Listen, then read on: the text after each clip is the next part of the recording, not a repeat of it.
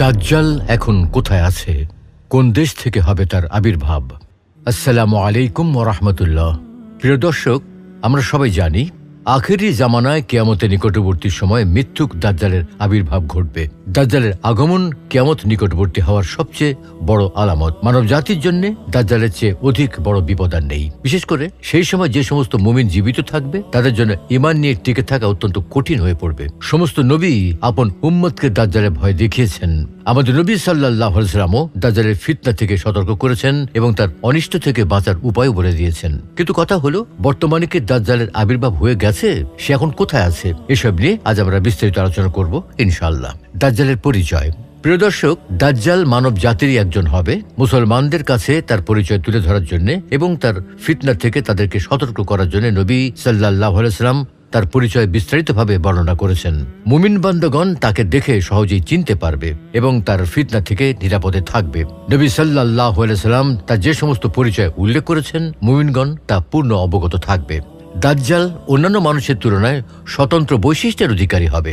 জাহেল, মূর্খ ও হতভাগ্য ব্যতীত কেউ দাজ্জালের ধোকায় পড়বে না। আদম সৃষ্টি থেকে কিয়ামত পর্যন্ত মানব জাতির জন্য দাজ্জালের চেয়ে বড় ফিতনা নেই। সে এমন অলৌকিক বিষয় দেখাবে যা দেখে মানুষ দিশেহারা হয়ে পড়বে। দাজ্জাল নিজেকে প্রভু ও আল্লাহ হিসেবে দাবি করবে। তার দাবির পক্ষে এমন কিছু প্রমাণ উপস্থাপন করবে যে সম্পর্কে নবী সাল্লাল্লাহু আলাইহি ওয়াসাল্লাম আগেই সতর্ক করেছেন। মুমিন বান্দাগণ এগুলো দেখে মিথ্যুক দাজ্জালকে সহজেই চিনতে পারবে এবং আল্লাহর প্রতি তাদের ঈমান আরো বৃদ্ধি পাবে। কিন্তু দুর্বল ঈমানদার লোকেরা বিভ্রান্তিতে পড়ে ঈমান হারা হবে। দাজ্জাল নিজেকে রব বা প্রভু হিসেবেও দাবি করবে।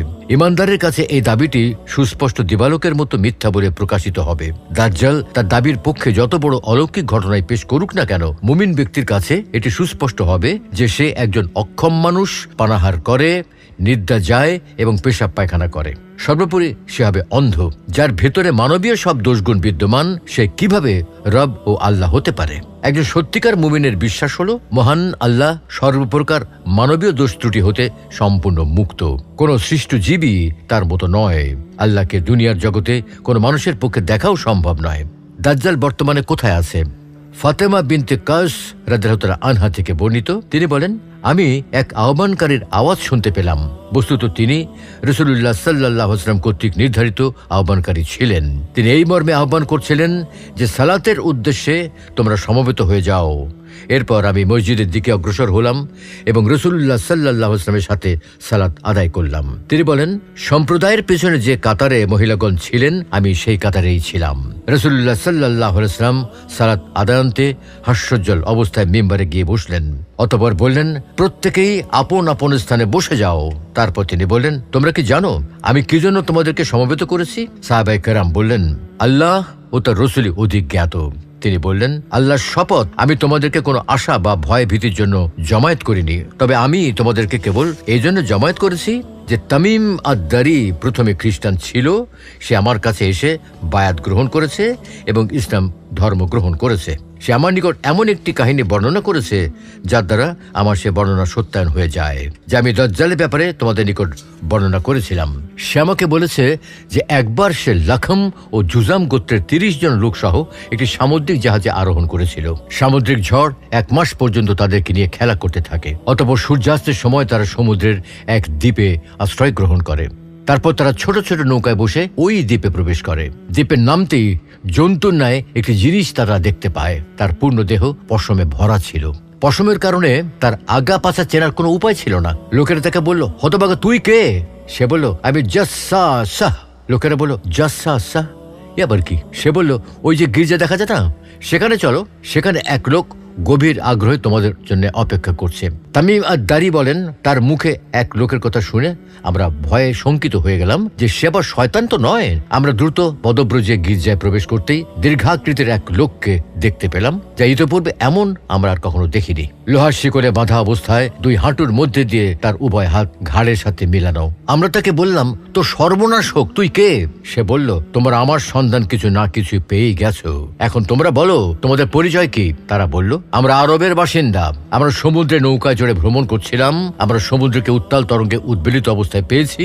1 মাস পর্যন্ত ঝড়ের কবলে থেকে অবশেষে আমরা তোমার এই দ্বীপে এসে পৌঁছেছি। অতঃপর ছোট ছোট নৌকায় আরোহণ করে এই দ্বীপে আমরা প্রবেশ করেছি। এখানে আমরা একটি সর্বাঙ্গ পশমে আবৃত একটা জন্তুকে দেখতে পেয়েছিলাম। পশমের মাত্রাতিরিক্তের কারণে আমরা তার আগা পাছা চিনতেও পাচ্ছি না। আমরা তাকে বলেছি, তোর সর্বনাশ হোক, তুই কে? সে বলেছে সে নাকি জাসা সাহ। আমরা বললাম, জাসা সাহ এ আবার কি? তখন সে বলেছে, ওই যে গির্জা দেখা যায়, তোমরা সেখানে চলো, সেখানে এক লোক গভীর আগ্রহে তোমাদের অপেক্ষায় রয়েছে। তাই আমরা দ্রুত তোর কাছে এসে গেছি। আমরা তার কথায় আতঙ্কিত হয়ে পড়েছি, না জানি এবার কোন জিন ভূতরে বাবা। অতঃপর সে বলল, তোমরা আমাকে বাইসানের খেজুর বাগানের সংবাদ বলো। আমরা বললাম, এর কোনো বিষয়টি সম্পর্কে তুই সংবাদ জানতে চাচ্ছিস? সে বলল, বাইসানের খেজুর বাগানে ফল আসে কি না এ সম্পর্কে আমি তোমাদেরকে জিজ্ঞাসা করছি। তাকে আমরা বললাম, হ্যাঁ আছে। সে বলল, সেদিন নিকটেই যেদিন এগুলোতে কোনো ফল ধরবে না। অতঃপর সে বলল, আচ্ছা, তিবরিয়া সমুদ্রের ব্যাপারে আমাকে অবগত করো। আমরা বললাম, এর কোনো বিষয় সম্পর্কে তুই আমাদের কাছ থেকে জানতে চাচ্ছিস কেন? সে বলল, এর মধ্যে পানি আছে কি? তারা বলল, হ্যাঁ, সেখানে বহু পানি আছে। অতঃপর সে বলল, সেদিন বেশি দূরে নয় যখন এই সাগরে পানি থাকবে না। সে আবার বলল, জুগারের ঝর্ণার ব্যাপারে তোমরা আমাকে অবহিত করো। তারা বলল, তুই এর কি সম্পর্কে আমাদের নিকট জানতে চাচ্ছিস? সে বলল, এর ঝর্ণাতে পানি আছে কি?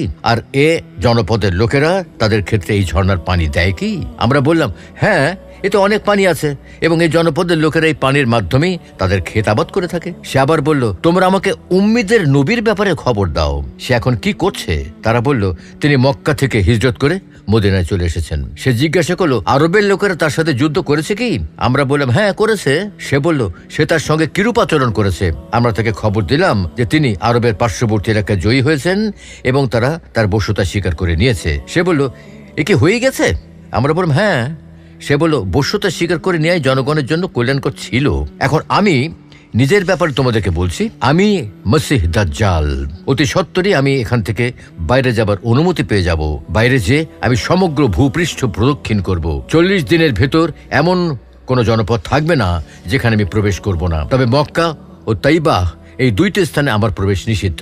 যখন আমি এই 2টির কোনো স্থানে প্রবেশের ইচ্ছা করব, তখন এক ফেরেশতা উন্মুক্ত তরবারি হাতে সম্মুখে এসে আমাকে বাধা দেবে। এই 2টি স্থানে সকল রাস্তায় ফেরেশতাদের পাহারা থাকবে। বর্ণনাকারী বলেন, তখন রাসূলুল্লাহ সাল্লাল্লাহু আলাইহি ওয়াসাল্লাম তার ছুরি দ্বারা মিম্বারে আঘাত করে বললেন, এ হচ্ছে তাইবাহ, এ হচ্ছে তাইবাহ, এ হচ্ছে তাইবাহ। অর্থাৎ তাইবা অর্থ এ মদিনাই, সাবধান। আমি কি এই কথাটি ইতিপূর্বে তোমাদেরকে বলিনি? তখন লোকেরা বলল, হ্যাঁ আপনি বলেছেন। রাসূলুল্লাহ সাল্লাল্লাহু আলাইহি ওয়াসাল্লাম বললেন, তামিম আদ-দারির কথাটা আমার খুবই ভালো লেগেছে, যেহেতু তা সামঞ্জস্যপূর্ণ আমার এই বর্ণনার, যা আমি তোমাদেরকে দাজ্জাল, মদিনা ও মক্কা বিষয়ে ইতিপূর্বে বলেছি। জেনে রেখো, উল্লিখিত দ্বীপ সিরিয়া সাগরে অথবা ইয়েমেন সাগরের পার্শ্বস্থ সাগরের মাঝে অবস্থিত, যা পৃথিবীর পূর্ব দিকে অবস্থিত, পৃথিবীর পূর্ব দিকে অবস্থিত, পৃথিবীর পূর্ব দিকে অবস্থিত। এ সময় তিনি নিজ হাত দ্বারা পূর্ব দিকে ইশারাও করলেন। বর্ণনাকারী ফাতেমা বিনতু কায়েস রাহমাতুল্লাহি আলাইহা বললেন, এ হাদিস আমি রাসূলুল্লাহ সাল্লাল্লাহু আলাইহি ওয়াসাল্লাম থেকে সংরক্ষণ করেছি। প্রিয় দর্শক, হাদিসের ভাষ্য মতে মহান আল্লাহ কিয়ামতের আগে দাজ্জালকে পাঠাবেন। সে এসেই পৃথিবীতে ত্রাসের রাজত্ব কায়েম করবে, ধোঁকা ও প্রতারণায় মানুষের ঈমান ছিনিয়ে নেবে। তার ভয়াবহ ফিতনা সম্পর্কে রাসূল সাল্লাল্লাহু আলাইহি ওয়াসাল্লাম বলেন, আদম আলাইহিস সালাম থেকে কিয়ামত কায়েম হওয়া পর্যন্ত দাজ্জালের ফিতনার চেয়ে কোনো ফিতনা বড় নয়। সে হবে ইহুদিদের স্বপ্নের নায়ক। একত্রে 70,000 ইহুদি তার আনুগত্য মেনে নেবে। রাসূল সাল্লাল্লাহু আলাইহি ওয়াসাল্লাম তার ফিতনার বিষয়ে সতর্ক ছিলেন। মুসলিম শরীফের হাদিসের শেষাংশে এসেছে, রাসূল সাল্লাল্লাহু আলাইহি ওয়াসাল্লাম বলেছেন, মনে রেখো, দাজ্জাল শাম কিংবা ইয়েমেনের কোনো সাগরে নেই, সে পূর্বের কোনো এক স্থানে আছে। এই কথাটা তিনি 3 বার বলেছেন। অন্যদিকে দাজ্জাল কোথা থেকে আত্মপ্রকাশ করবে এ বিষয়ে আবু বকর সিদ্দিক রাদিয়াল্লাহু তাআলা আনহু থেকে বর্ণিত, রাসূল সাল্লাল্লাহু আলাইহি ওয়াসাল্লাম আমাদের বলেছেন, দাজ্জাল পূর্বাঞ্চলীয় কোনো স্থান থেকে বের হবে। স্থানটির নাম হলো খোরাসান। কিছু কম তার অনুসরণ করবে, তাদের চেহারা হবে স্তর বিশিষ্ট ঢালের মতো। যখন দাজ্জাল আবির্ভূত হবে তার সঙ্গে পানি ও আগুন থাকবে, কিন্তু মানুষ যাকে পানি দেখবে সেটা হবে দহনশীল আগুন, আর যেটাকে মানুষ আগুন দেখবে সেটা হবে সুমিষ্ট ঠান্ডা পানি। দাজ্জাল কানা হবে এবং তার সঙ্গে জান্নাত ও জাহান্নামের প্রতিকৃতির মতো কিছু বস্তু থাকবে। সে যেটিকে জান্নাত বলবে সেটি আসলে হবে জাহান্নাম। দাজ্জাল পৃথিবীতে 40 দিন পর্যন্ত অবস্থান করবে। এর প্রথম দিনটি 1 বছরের সমান। দ্বিতীয় দিন 1 মাসের সমান এবং তৃতীয় দিন 1 সপ্তাহের সমান হবে। অবশিষ্ট দিনগুলো দিনের মতো হবে। অবশেষে ঈসা ইবনে মারিয়াম আলাইহিস সালাম তাকে বাবে লুদ বা লুদের ফটকে হত্যা করবেন। প্রিয় দর্শক, সংক্ষেপে বলা যায় দাজ্জাল এখনো জীবিত, কিন্তু আল্লাহ তাআলার নির্দেশে অদৃশ্য কোন স্থানে বা দ্বীপে বন্দী রয়েছে এবং নির্ধারিত সময়ের আগে সে মুক্ত হয়ে পৃথিবীতে ফিতনা সৃষ্টি করবে। কিন্তু রাসূল সাল্লাল্লাহু আলাইহি ওয়াসাল্লাম আমাদেরকে দাজ্জাল থেকে বাঁচার আমল শিখিয়ে দিয়েছেন, উম্মতের জন্য দোয়া শিক্ষা দিয়েছেন। আবু হুরায়রা রাদিয়াল্লাহু তাআলা আনহু থেকে বর্ণিত, রাসূল সাল্লাল্লাহু আলাইহি ওয়াসাল্লাম এই দোয়া করতেন, আল্লাহুম্মা ইন্নী আউযু বিকা মিন আযাবিল কবরি ওয়া মিন আযাবিন নারি ওয়া মিন ফিতনাতিল মাহইয়া ওয়াল মামাতি ওয়া মিন ফিতনাতিল মাসিহিদ দাজ্জাল। আল্লাহ রাব্বুল আলামিন আমাদের সকলকে দাজ্জালের ফিতনা থেকে বেঁচে থাকার তৌফিক দান করুন, আমিন।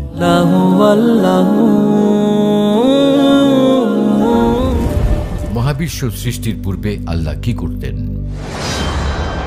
কবরের আযাব কি শুধু আত্মার উপরে হবে?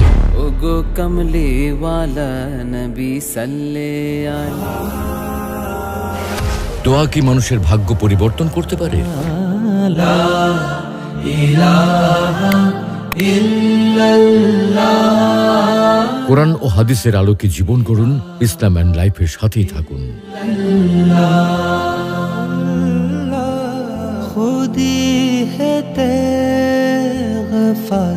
ইসলাম and life, ultimate path of light.